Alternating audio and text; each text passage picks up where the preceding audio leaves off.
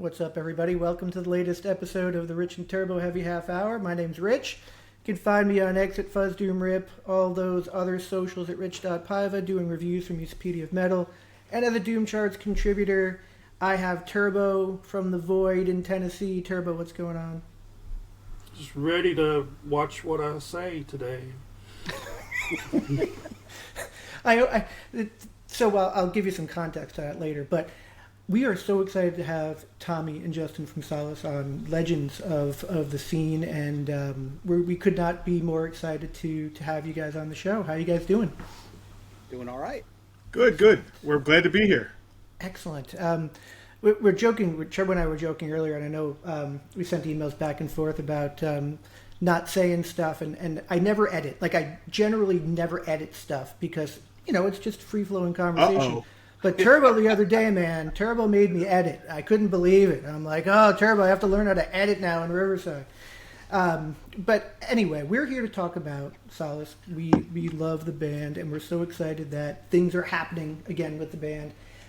For those of you who don't know, I can't believe you're listening to my show. Second of all, Further, the classic record from 2000 that helped define the genre and what we do and what we listen to today was re-released by Magnetic Eye Records on a very pretty yellow vinyl. That was back on August 22nd with some bonus tracks. And so I guess tell us, how did it come about that we have a repress of Further? And before you answer that, like 3 days before I got my record in the mail, I found an original copy at a record store. So now I have two. I went from 0 to 2 in like 3 days.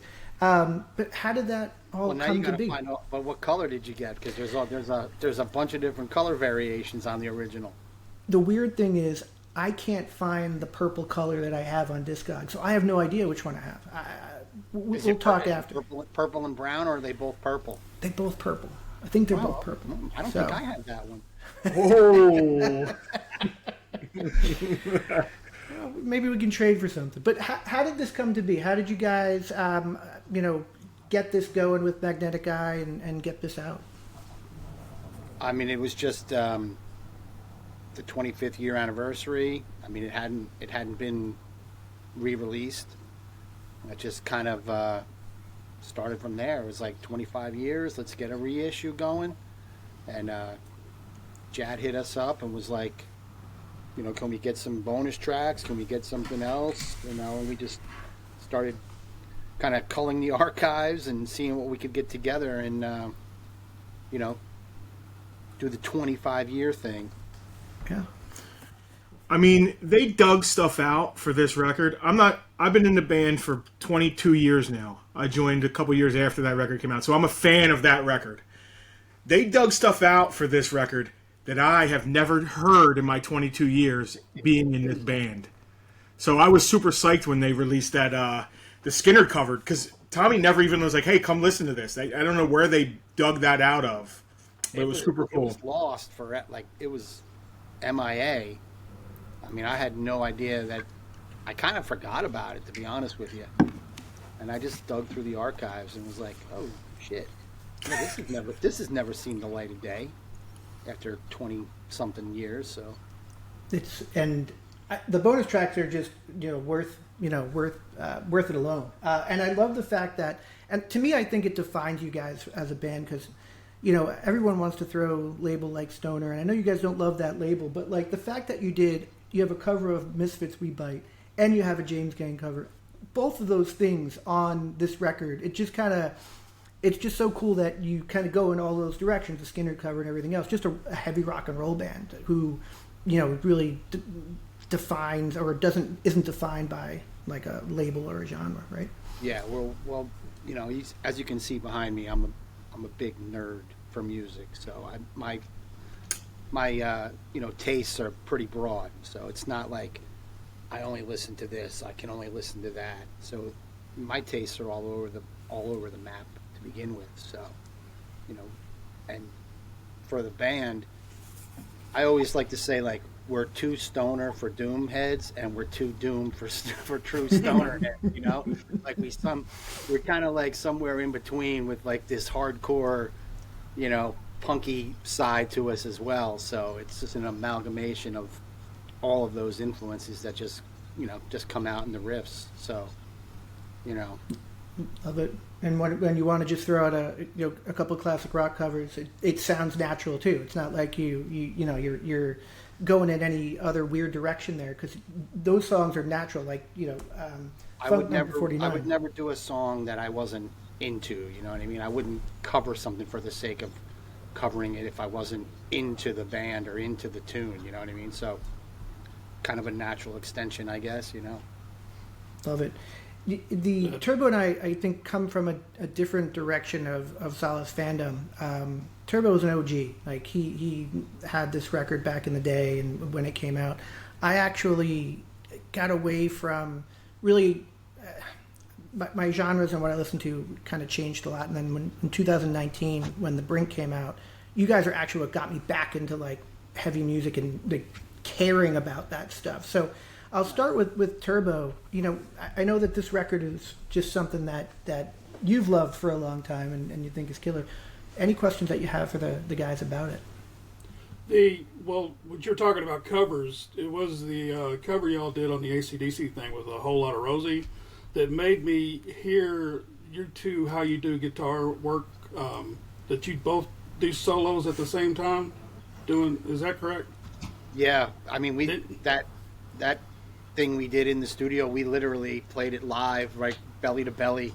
We just we like getting across from each other and just playing off of each other, So, and that was done literally live in the studio, one take. We just, got next to each other. We just start going for it.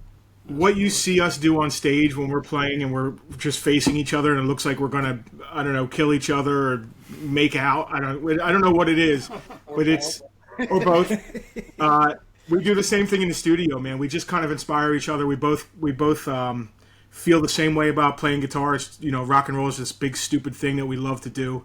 So we feed off of each other, and we try and capture that when we're in the studio too. Awesome. As much as I love the original version of Further, the remaster where you come in and you're both doing the solo thing, I'm hearing that right. There's two of you. You're on that. Didn't you do, Justin? Didn't you play on it? Then what the hell am I hearing? Nope.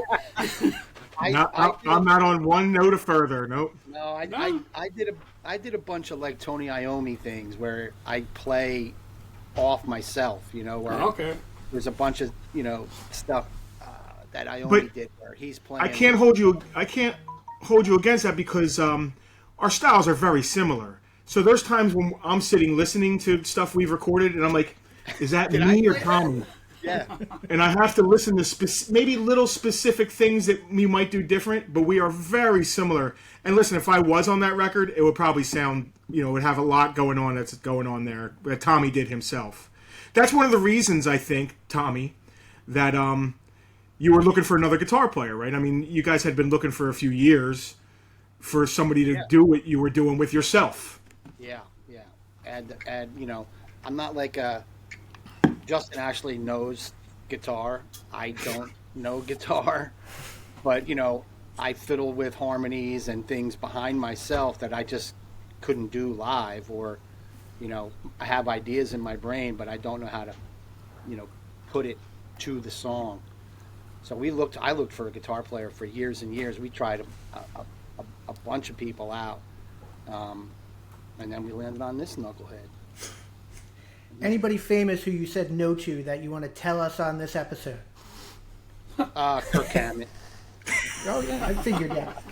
I told him to piss off. That guy sucked. He wanted to come with Lars, and that's where Tommy drew the line.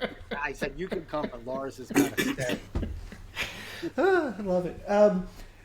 It's funny because I'm a original Northeast guy. I'm from Long Island originally, and looking at where you recorded Further, and I have some questions about your Wikipedia page. It kind of makes me laugh a little bit, and not so much. But Skid Row and the Misfits were recorded stuff where you guys recorded that record. Is that correct? Is that the same place? And did you did you harness any vibes from either Glenn Danzig or Sebastian Bach when you recorded this record? Not Sebastian Bach, but I'm actually still good friends with Rachel Bowen, which is Cool. The cool how- guy in Skid Row, right? The nice we guy. got- Yeah. Yeah, how we got into Tracks East was because before Solace, I was in a band called Godspeed, and we did a demo deal for Atlantic Records. And then when we did our full-length album, we had Rachel produce it. So I stayed friendly, and Rachel and I had a band briefly, and so that is how I know Eric and the whole Tracks East thing, because of our connection with Atlantic and Rachel through Atlantic.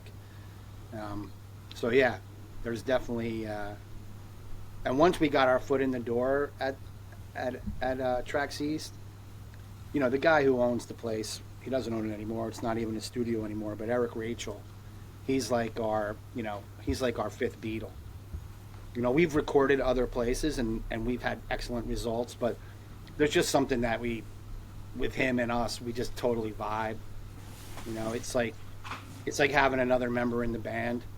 You know, he'll give his input and criticisms, and you know, we never are like, you know, butting heads. It's always like, okay, that's a good idea, let's do that. Or if he suggests something and we don't agree, we'll just say, hey, we're not going to do that. And he's like, okay, you know.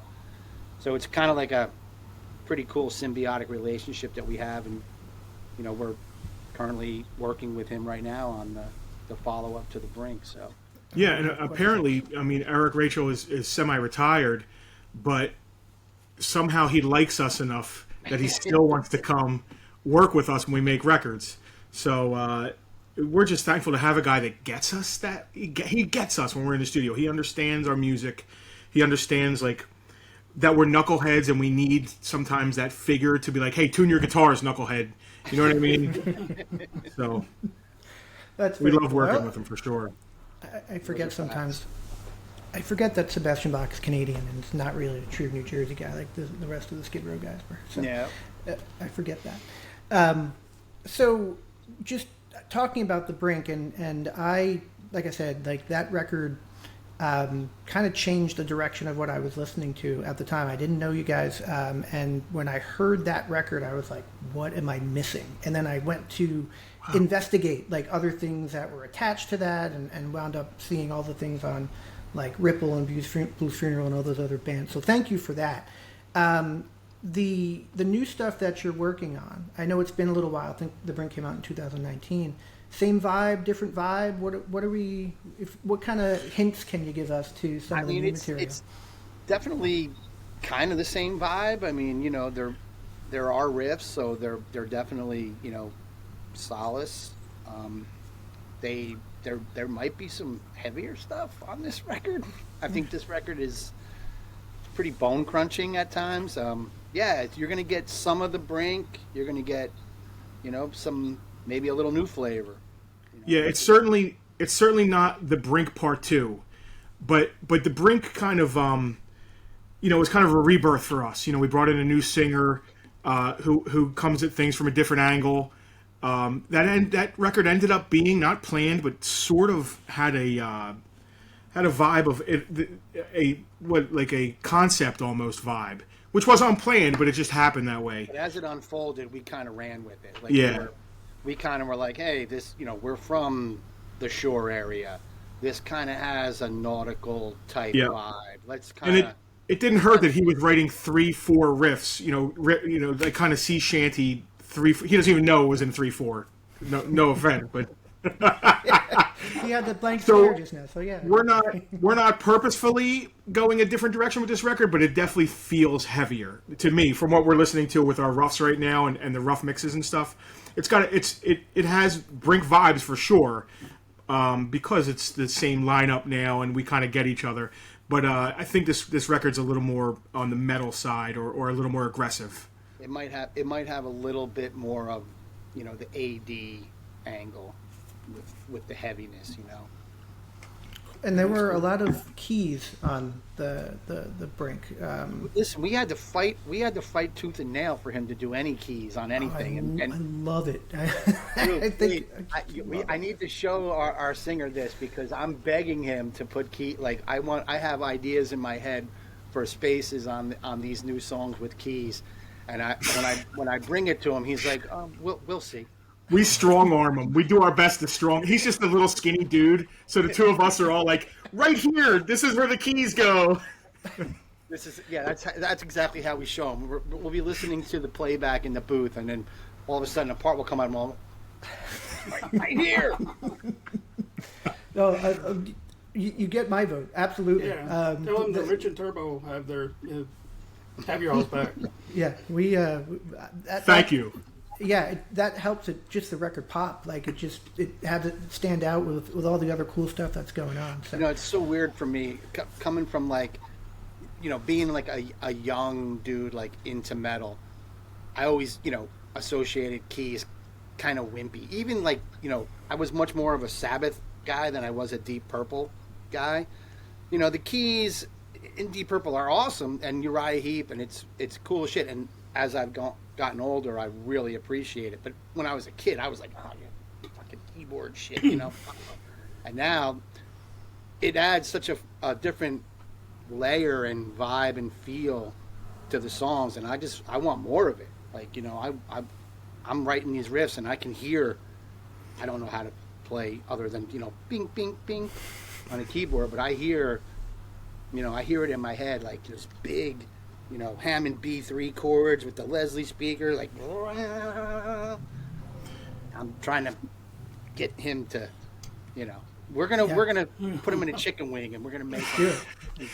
Usually because we both play guitar and we're a very guitar-driven band, every piece of a song is filled up with some sort of riff or guitar noodle or something.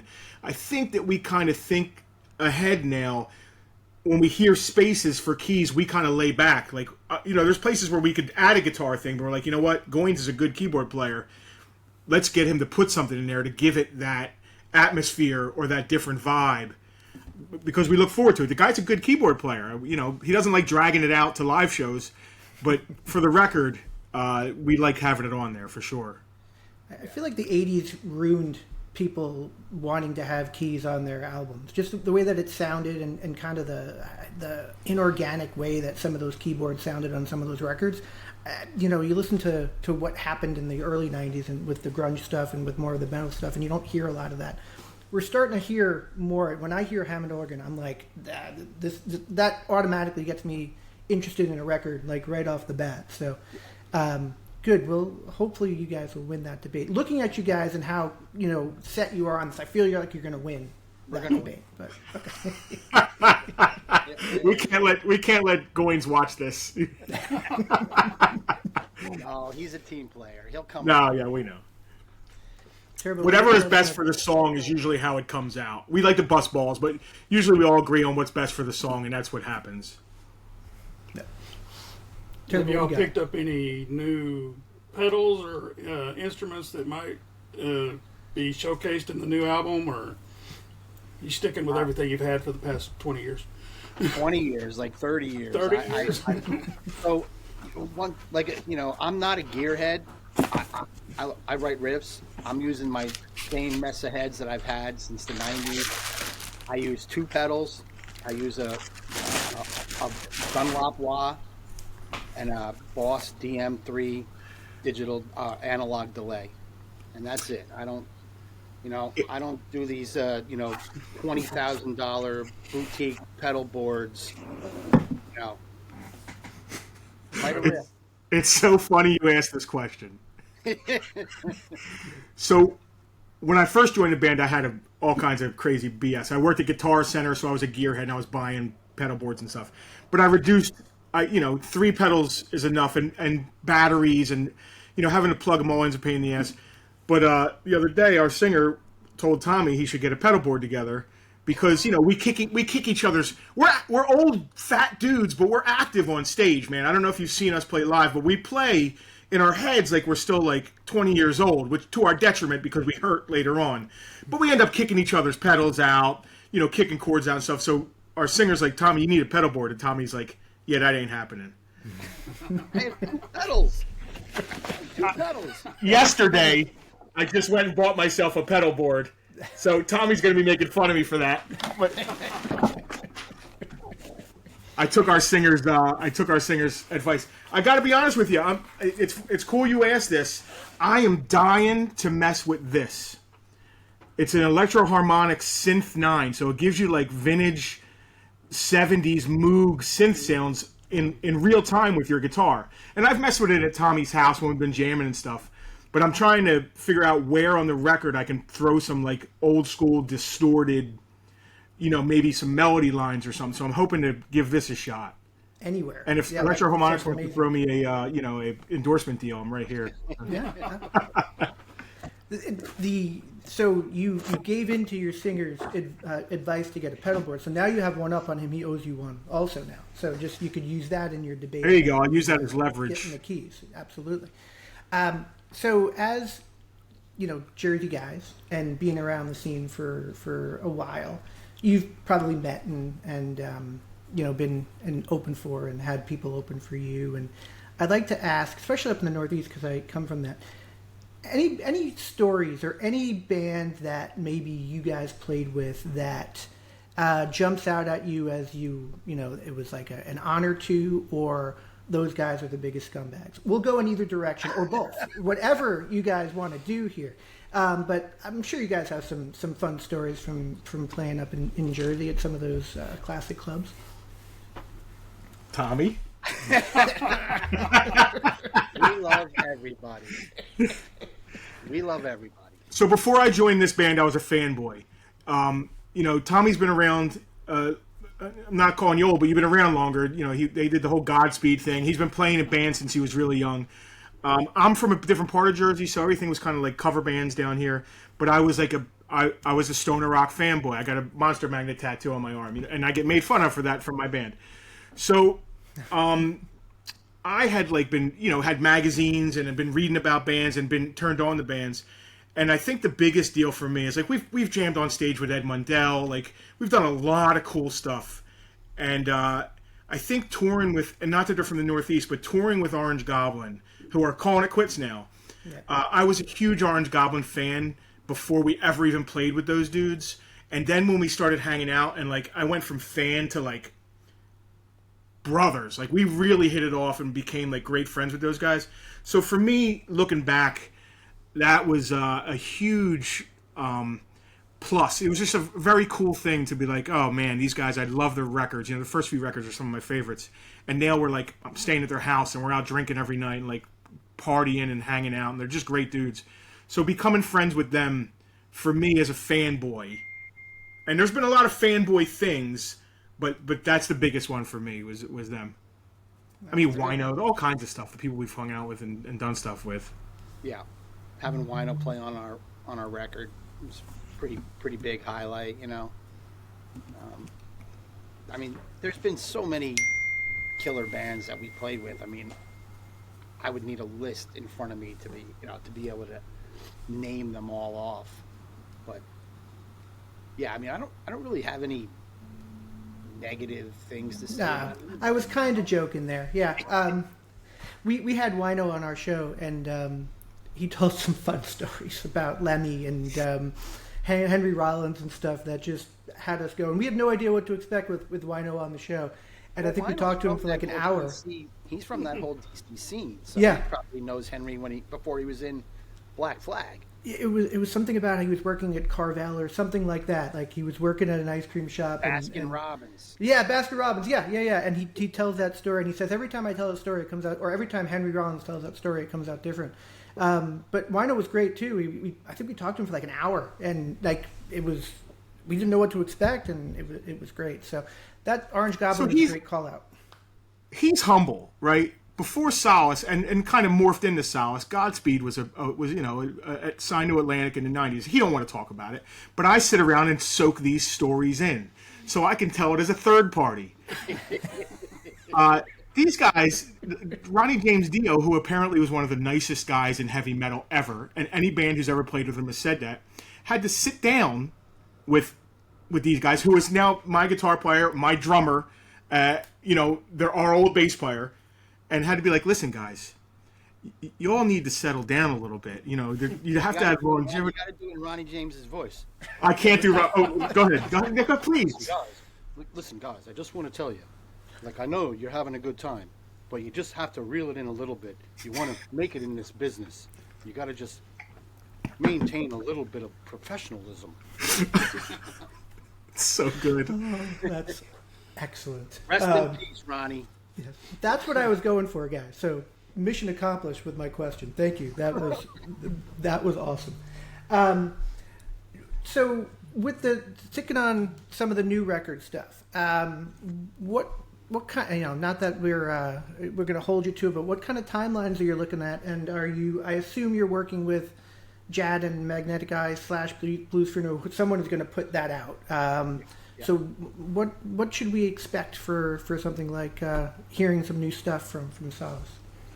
I think we're trying to get it completed by the end of the year, right, for early next year release. And then I believe we are working on doing a little European thing.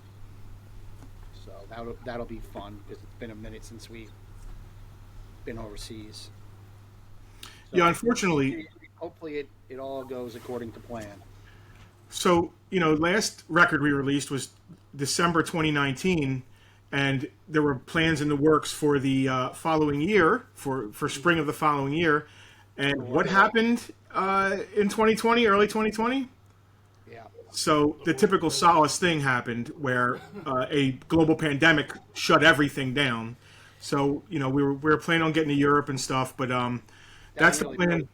That really put the kibosh on our progress and kind of just put the brakes on everything, which sucked because we had a lot of momentum, we had a head of steam. The Brink was just released, it was getting great reviews. We had this tour, setting this tour up. We had gigs lined up, up and down the East Coast, and then everything was like, oh, you can't come and play. We're, the world is over, right? So that was that. So this year we've been very busy. We did a tour out to Vegas. We re-released, the 25th anniversary of Further. We played a bunch of shows. Now we're in the studio. So we're trying to keep that momentum going with the release of the next record, or probably early next spring, and then getting back over to Europe for the spring, summer thing, and then some more U.S. dates. We can only do so much, guys here have real jobs, we have real bills, and rock and roll is great, but it don't pay the bills for sure. So, well, I was going to ask you something on mentioning the Wikipedia page, because I was looking something up on there, and you guys have a section called Bad Luck, and there's not a lot of bands that have a section called Bad Luck on there. But there's like a specific section about bad luck, and they talk about kind of like your Spinal Tap level of number of drummers that you've had in the past and things like that. So I think it's like 12 or 13 different drummers. So do you guys feel like you deserve a section on your Wikipedia page that says bad luck? Or is this just the way rock and roll goes and just kind of is what it is? It seems like every band has some bad luck. It just seems like for whatever reason we've had a few extra, sticks thrown in the spokes of the bicycle wheel, Yeah. We're certainly not like pity me type people. I think it's more of our Jersey. I think I think it's more of our Jersey kind of like look at us, laugh at us, we laugh at ourselves kind of vibe, where we like look at all this crap that happens, and we're still plugging away, obviously. You know what I mean? So it's fun to poke fun at the shit that happens to every band, but it's just us, being us. So you're not saying you caused a global pandemic then? This was not Solace's fault. This just kind of happened, right? Okay. I got to speak to my lawyer about that. It was our fault. I don't think a lot of bands could say that they have a record that pretty much helped define a genre. So, Wikipedia can say whatever the hell they want. When you look at something like Further and the love that record has and the influence that record has, bands would love to have the luck that you guys have. So I would if I cared about Wikipedia, I would go and edit that section out if I could figure out how to get rid of it. But I'm not sure I have the rights to do that anymore. They probably have banned me. We've had our Wikipedia page hacked several times. Oh yeah. Oh, well, that's the anything fun? thing about Wikipedia. Anything fun that they updated? They always add like weirdos that he's known in his past always add themselves as they have played guitar in the band when they never did, which is interesting. So just that kind of stuff. Interesting. Yeah, listen. That's just social media and the internet itself. There's always going to be knuckleheads that want to do that. Listen, we say bad luck, but anybody who can do what we do and people care, like you guys care to even talk to us about the music we make, of course we are lucky than 99% of other people who get a chance to even make music. You know what I mean? So we appreciate that and totally get that. But we're totally going to like be Jersey about it and be like, yes, the pandemic happened because we put a record out. Like, Yeah, I definitely get the self-deprecating humor side of things, for sure. Again, probably a New York, New Jersey thing that we have going on. We do it best. We Yeah, do it best absolutely. On the East Coast. There's no doubt Believe me, I about lived it. in California for a year, and they don't get the East Coast humor. I would agree with that. I live in Florida, so it's practically New York, New Jersey. Right. So it's all a bunch of us transplants. But I've been here forever, but so people get it here for the most part. Cool, Turbo. Anything else that you have for Tommy and Justin while we have them? Seeing how y'all have been around and part of a leg that's helped change the scene and stuff, touring and shows that you've done from the early 2000s to the way the scene is now, what do you notice the biggest difference about? And do you see a more positive reception nowadays? I noticed that all the bands we're playing with nowadays are a lot younger than us. We seem to be one of the only few hangovers from like the OG days, and there's some great young bands out there. It's hard to keep up. There's so many good ones, We just did it's probably 2 years ago now already, but we played with this killer band Irata. They were awesome. Yeah. We just did a show in Columbus with Horse Burner. They're wicked good. Love them too. We had them on the show. Next time you're ever with them, ask them where their band name came from. Okay. okay. All right. Yeah, ask them. Let's see if you get the same story we got. We'll compare notes. Yeah. But I was going to ask you that. So that's cool that there are bands out there like Horseburner's great, Love Irata. Who else? Anybody else that you would call out specifically, Justin and Tommy, that you've heard that are like, oh, there is actually a future in this kind of music for? Oh, there's so many, tons. Yeah, I like mean, I said, I would need a list, to go down and be like, oh yeah, I remember those guys. Oh, those guys were killer, like, the last leg that we did when we went out to Las Vegas. I mean, I don't think we played with like one bum band. I mean, everybody was, it's cool that us being, older, that these dudes are out here doing it and they're killing it, Yeah. Yeah, and I'm glad there's still indie labels pushing these bands.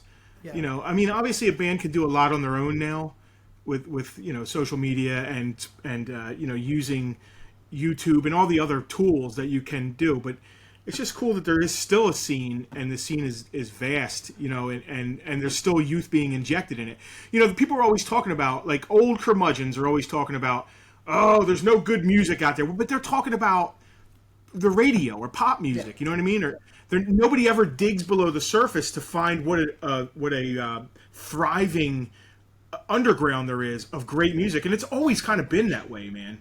You don't have to bust out and be in the top 40 to be a great band. There's so much to find if you just scratch at the surface a little bit. Oh yeah, and the amount of good stuff that I get every week that gets released is amazing. And we talk to a lot of bands, and bands are of a certain age, not too far off from you guys just or us, and we don't talk to a lot of really young bands, but I talked to a band called Psalm from Las Vegas.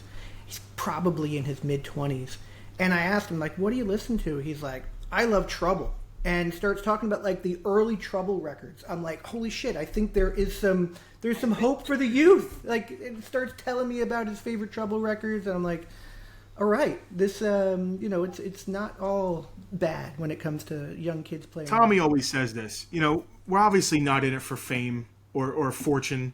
We're in it because we love making music. And he's like, man, when we're gone, the fact that we can leave behind records that maybe some 15-year-old kid will pick up in 20 years, and it'll inspire him to pick up guitar or make some music. That's the legacy we want to leave behind. So as long as there's young people to try and to pick up the stuff that we're putting down now, in the future, that's everything, man. It's everything that they want to keep going with it. Love it. Playing guitar is awesome.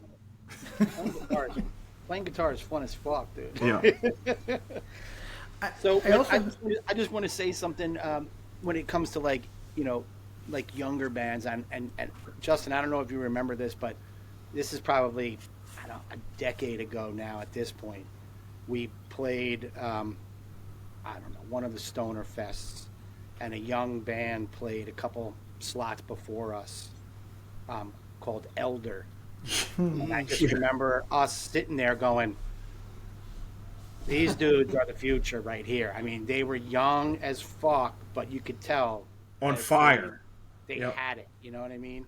And they deserve and earned the recognition they've gotten, and playing with didn't they open for Tool or something? Like, they deserve it, man. And yeah, we saw them when they were just kids, and they're the kids we're talking about. It's funny when we're like, we still consider them kids, but that had to be, I don't know, 10 years ago. It's funny. I mean, we played with Mastodon to 7 people. Mastodon headlined and played to 7 people. You know what I mean? So we've seen a lot of bands that are awesome and achieve a lot of. I think the tagline for that show was, "We drove 700 miles to play to 7 people." Yeah, it was 700 for 7. But we didn't care. We played with them. They watched us. We watched them. And it was a great night. You know what I mean? Very cool. That was obviously a long time ago. Yeah, I actually saw Mastodon play at Welcome to Rockville in front of like 50,000 people a couple months ago. So yeah, it's all right, for sure. Just a terrible story that was. But thank you guys. This has been amazing. I love to learn further about the Brink, about new stuff coming out. You guys also have some of the best backgrounds that I've seen on any of the interviews that we've done. Mm-hmm. I could ask questions about all of that stuff too. Looks like Tommy's a big Halloween guy too. Does Halloween start September 1st for you, or it stays up all year round? Love it. Okay, that makes a lot of sense. I just took my Christmas tree down that had been up for the last 3 years. But I was going to say, at this point, we had to make room for a cat house, so the Christmas tree had to come down. We got, we went from 0 cats to 4 cats in, I don't even know how many months now. That's a lot of cats in a short amount of time. And Justin, I have to ask. I've been staring at. It's hard to look at you when you have such cool stuff in your background. Yeah, I'm just looking at all of the toys that got swept away in a flood in Westchester County at my uncle's house. I hear those stories. They probably went right to your. It's both awesome and heartbreaking to see that background. Well, I mean, it's all reattain. It's not your childhood stuff, but it's all reattainable. It's just nostalgia, man. Nostalgia is a very powerful thing, and we love looking back on the golden days of our youths. So, toys is awesome. It's a pure thing. There's no hang-ups with it. It's just there was no stress in our childhoods. We didn't care about any bullshit that that plagues us in adulthood. Really, not that everybody's childhood was perfect, but it was definitely a better time. Yeah, no, that's when I look back at that stuff is what those great memories are. And Tommy, as a Jersey guy, I just have to ask why you're wearing a Detroit Tigers hat. I just have to ask. And maybe it's just because you have a hat. I'll tell you the exact reason. I got a big pimple right here, dude. I'm covering that pimple up, dude. So I just grabbed the hat. I was like, oh, shit, dude. I got a big fucking zit right there. I cover I'm so my glad I bald- asked. cover my balding head in the giant fucking zit. No, I mean, listen, I'm a big, actually, I'm a big Yankees fan. I couldn't find my Yankees hat, but I have some friends from Detroit, you know, and I was a big Cecil Fielder guy, you know, so I'm a big baseball. Hold on, let me switch up here. Oh boy. See, Tommy collects collections. There he is. Okay. Now This we're is East good. Coast. I- Now I'm we're a- East Coast, baby. I am a Giants fan as well, and Yeah. we definitely had some hope last weekend. I saw some things. Don't get right? used to it. I don't. You know, Cam, I think, looks good. He'll be good. Neighbors is good. Russell Wilson, you have to expect he's going to be awesome, then ruin everything. That's just what happens with him. So we're going to be okay. We're going to be I think okay. Dayball and Shane have got to go. I'm tired. I of looking agree at- with you. I'm tired of looking at their faces. To let Saquon walk and to go to the fucking Eagles is a travesty. I think they did Daniel Jones dirty. I know that's controversial. Oh, he's winning MVP this year. He's going to be Listen, the MVP of the league. I hope he takes the Colts to the Super Bowl. I really Yeah. do. Because our offensive line was so offensive. You could put Joe Namath behind that offensive line, and he wouldn't have been able to do shit. This is like band practice. Don't Him get, and so Timmy, glad our drummer. don't get me started. My heart's starting to race, man. Oh, my wife got to watch me watch a Giants Cowboys game because we don't get them a lot here, and I'm a huge Giants fan. And that game, you know, got me going again. But then I put online, like, I think I posted, like, enjoy 6-11 Cowboys fans, and they got very mad at me. There were all sorts of very bad words that were sent back to me. But I stand by my post because I think they suck. I don't think they're anything. Anyway, I digress on football. We just talked to Solace for a good 40-plus minutes. Tommy and Justin, thank you so much. Please come back and talk to us when the new record comes out. If you guys would do so, we would Sure. love to have you, if that's cool. Yeah. Yeah. Thank you for having us. Bring that skinny lead singer with you, and we'll tell him what's what, right? Thank you, guys. Have a great rest of your day. Cheers, man. Cheers. Thank you. Thanks a lot. Great to meet you guys.